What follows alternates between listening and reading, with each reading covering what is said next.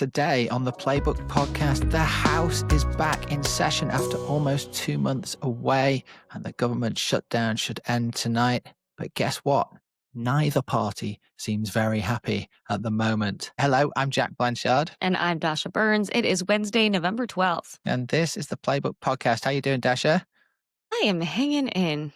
That's a weary journalist for Wednesday morning. That's where I'm at today. I'll be real with you guys. I'll tell you who's well rested. It's the hundreds of members of the House who have done yes. no work for the last 2 months. I'm sure that's not quite true, but that's how we see it, because the House has not been sitting, as you know, because Speaker Miles Johnson put the whole thing on ice while this row about government funding played out. But they're coming back to DC today, Dasha. We've seen pictures of some of them getting on planes and riding motorbikes. A lot of stuff to make up, man. A lot of that inbox is going to be very full. So the House will be back this afternoon, and we're all expecting this to go through. Before we talk about the shutdown, because we've talked a lot about the shutdown on the podcast this week, obviously, I just want to talk about something slightly different, although obviously very related, which I just think is really, really interesting thing that is happening right now in American politics. And this is something that doesn't happen very often in my observation of any political system,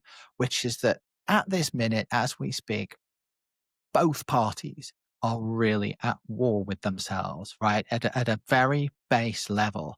Now, normally the rule of politics is if one of the parties is having a bad time and it's divided and the base is all fighting with each other, that normally means the other one is doing pretty well at the moment and is, feeling unified and happy. And that just tends to be how it works. And the pendulum flips. And at one period, someone's doing great. And the other period, someone else is doing great.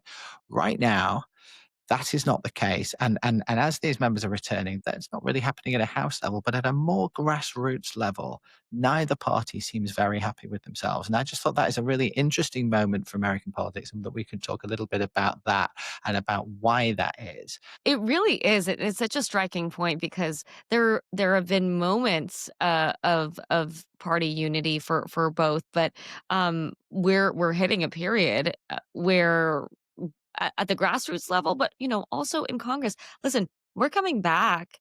The House is coming back to, let's not forget, one of the reasons that there's been some speculation that Mike Johnson did not want to swear in Representative Grijalva is because it's going to lead to the can of worms of the Epstein files being open, which was one of the major fractures that we saw among Republicans, particularly among the MAGA base. I mean, under Trump, until really that moment, most of Republicans were united, or if they didn't agree, they certainly kept it quiet.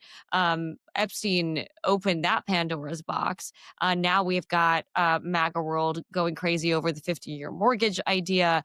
There's a lot of fractures over foreign policy and what we're doing in the Middle East and in Ukraine. And let's not even begin with, although we can certainly get into it, the whole Tucker Carlson, Nick Fuentes thing. There's a lot going on the Republican side. And of course, we have watched the Democratic Civil War play out on cable television all week long.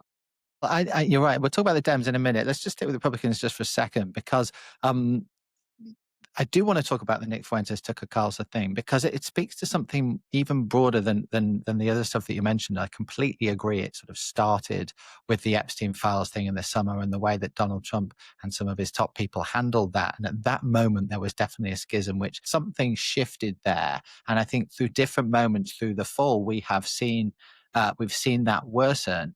And I actually think this row about Tucker Carlson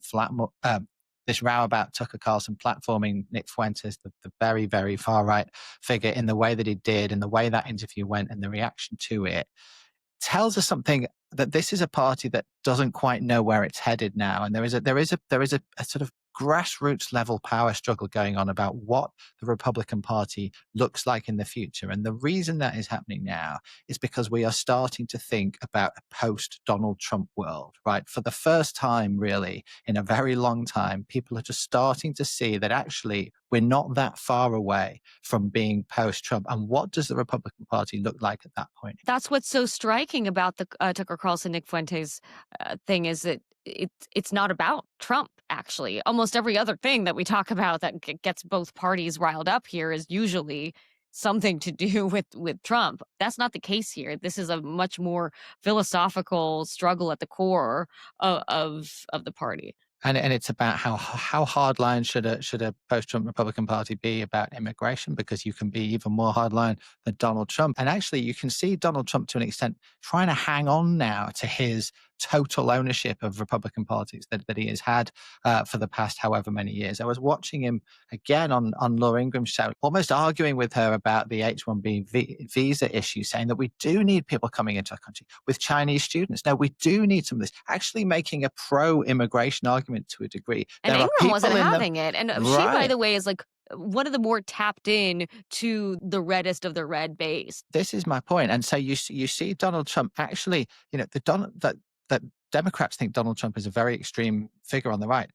The Republican Party could go a lot further than this. And that is sort of the struggle that is playing out, because people are starting to realize that we're heading towards a moment where neither party has an obvious leader, right? It's not just the Democrats who are trying to figure out their future path in 2028, but it has to be the Republicans as well. And of course, JD Vance is the sort of default next leader because he's the vice president, although of course it might not turn out like that. But like people are saying, where does he really stand on these issues? Where would he go? Is there going to be a sort of another populist revolt on the right of the Republican Party that pushes it to an even more extreme place than happened 10 or 15 years ago? And that's a fascinating thing to be watching It happening while Donald is. Trump is trying to hang on to his coalition. It is, and I was talking to some Republican sources last night who were speculating about just this, and saying that there's a very good chance, whether it's JD Vance or somebody else who's the nominee, that if they don't capture what it's the big mystery of what is the heart of the Republican Party post Trump. If nobody like captures that, there's a very good chance that Republicans will lose in 2028. If there's not that person that figures out where most of the party is and what is going to get the party excited, then you are possibly looking at a very fractured GOP that has the problem that Democrats have been dealing with over the last cycle. Exactly right. And you might see, if the leader is not seen to be of the right enough, you might see some of those MAGA supporters splitting away and say, I can't support this, this sort of rhino type And if thing. they're too right and they're Right. supporting the Fuenteses of the party, then You're going to lose a lot of Main Street people who are already sort of holding their nose about Trump to a degree, but sticking with the coalition. There's going to come to a point where it's too much for them. And you can see, this very early stages of this. This is happening in conservative think tanks. This is happening in conservative grassroots organizations, happening in conservative chat groups. I mean, the Heritage response to Tucker Carlson's interview set the right-wing media ablaze. Exactly. And so this is a thing that is happening, and it is at the same time on the left. And we've talked about this a lot this week. I mean, the Democrat civil war has been going on for a lot longer, right? Like this is a bit more of an ongoing thing for them, but it's obviously bubbled up again this past week because of the way the vote went on Sunday and the reaction to that. And so their civil war is happening much more out in the open, with like Senate, members of Congress calling for Chuck Schumer to go and like saying we need a change of direction, and Gavin Newsom calling this deal pathetic. That is a much more visible thing, but it is happening at the same time. And I guess that the big picture reason, Dasha, is we haven't had an election since 2016 where there hasn't been a sort of former president on the ballot paper, right? Mhm. Like this is a big change election that's coming in 2028, like 2016 was. And in 2016, this kind of happened, right? We had Hillary v. Bernie, we had Trump versus the GOP establishment. Like these are the big moments, era-defining moments in American politics where parties pick a direction for the future. Thinking back to 2016, that was a crystallizing moment where everyone stood back and said, "Oh, wait, this is where the parties are heading. Whoa, this is not, necessarily what we thought." So what does that mean for 2028? I do think we're in for a doozy here because, as I've been out in the country, the last several years talking to voters, there is a lot of confusion among just average people of what is this party that I've been a part of for however many years for my entire adult life, right? And that's happening for Democrats and Republicans. I have heard the phrase like the party left me, I didn't leave the party, but like a million times from people that have defected to one or the other, or become an independent, people who feel like neither represents them, who are pissed at the two-party system, but realize it's not going to change anytime soon and are completely lost. So either people decide to, check out or check back in like really funky, unexpected ways. It's going to be really, really fascinating. And the fact that there is no clear leader for the future of either party. The president is not going to love to hear this conversation because he very much wants to hang on to that, and he's trying really hard to leave his imprint on the GOP. But everybody says there is nobody like him. There is nobody who will be able to capture the demographics that he's captured, to build the coalition that he's built, to engage voters in the way that he did, which leaves the Republican Party, in a really confounding place.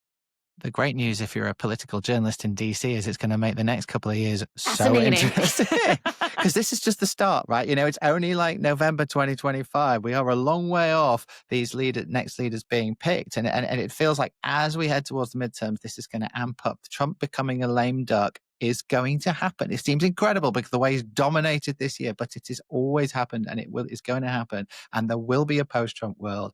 And we're just going to slowly watch this row in both parties build and build and build until there's a decisive moment. Let's talk about something more immediate, though, which is obviously the government shutdown. Finally, we think coming to an end on. When do you think we'll get to stop talking about it, though? We'll never stop talking about it. I mean, hey, look, they're only punting the funding to January, Dasha. We can do it all again. That's true. Yeah, don't worry. That's true. I am not. frightened by how much I'm hearing this idea that we're going to be in for another one of these soon. Hopefully not. I should say the funding bill that is going to pass in the House this afternoon, has already passed the Senate, does fund at least some aspects of the American government for a whole year. So yes, we will see these House reps back in work finally today. We will see finally Congresswoman-elect Grijalva be sworn in, and then things are going to get going. And it's not totally clear on how the timings will be tonight, but we do expect to pass in the House late tonight, and Donald Trump then needs to sign it into law. And lo and behold, America has a functioning, semi-functioning government again. I was going to say, I would not go that far. Let's not get carried away. And lots of things come from that. You mentioned the Epstein thing. That is going to return as a big story probably next week. This petition is going to be signed by Grijalva. That will get means it has the numbers it needs. It starts to become an issue. I already saw Thomas Massey talking about doing another of those big high-profile press conferences next week. So putting that issue back on the agenda again, the issue that just won't die for Donald Trump. But there's other stuff as well, right? Like that they're talking about this ban on congressional stock trading. Well, that is a big contentious issue on the Hill. I would imagine pretty popular with the American public that they ban that. If you ask people, do you think members of Congress should be making big money trading stocks, knowing what they know? I think a lot of people probably say no to that. So you have this sort of populist versus establishment row going on there, and of course people going back to work and flights getting better, hopefully over the next week or two, and so on as well. But none of which addresses the affordability thing, which we've been talking about so much, Dasha, and that vote won't be too far away either. That Senate has promised. Yeah, no, that's exactly right. And look, everyone is coming back together in Washington in this way that's going to be just interesting to watch, especially on the House. I mean, the thing that I have been hearing throughout the shutdown from everybody who's ever lived through another shutdown is it is crazy that the House has not been in session this whole time.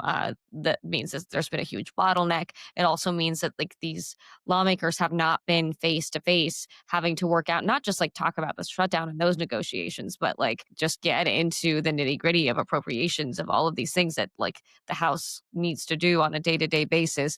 And so we're going to see a lot of those interesting dynamics play out because, as you said, there are some high profile pieces of legislation that are going to smack them in the face as soon as they can't get into that building to really do the work. You bet. And I mean, these guys are only elected for a couple of years. Imagine finally making it to Congress, then being made to sit at home for months on end I mean, I because heard a lot of them were going a little stir crazy by the end. It's like, when you like go on vacation or whatever and it's really fun and then suddenly you're like, wait a minute, like what do I do with myself? But right, how much Netflix can one politician watch? I mhm, guess I mhm. guess we just found out. Much more interesting than Netflix last night was what was going on in the night sky. It is said that you could see the Northern Lights in DC last night. It's an amazing thing, isn't it? I thought we were in the It's or this. great. When I was seeing this stuff online, I like, wait, in DC, what is happening? But it's too cold, Jack. You stayed inside, didn't I you? You didn't go stayed look. I inside was with too that puppy cold. on your lap. I Yeah, we know. were we were cuddling. What am I supposed to do? I can't. Well, I hope somebody listening to this in DC managed to get their head outside Send and us see some if they could see pictures. some beautiful colors. I'm afraid I can't say that I managed to see that. I We're did the get. worst. Well, look, if you're from Europe like me, you just go up to Norway or somewhere and you go and see the Northern Lights. It's great, and then you go home again. Can't be So that good here, right? I mean, this is a southern town, right? I've definitely been told this was a southern town. I think it was one of those where, like, your camera maybe took a better picture than your eyes ever saw. But anyway, still a special night on a special day for Washington as the government finally reopens after 43 days. Dasha, that's all we got time for. Thanks for joining. We have more news and analysis, as always, in today's Playbook newsletter, which you can find at politico.com/playbook. And we'll be back with you tomorrow, perhaps, Dasha, with an actual functioning government. Perhaps. In the meantime, stay warm, guys.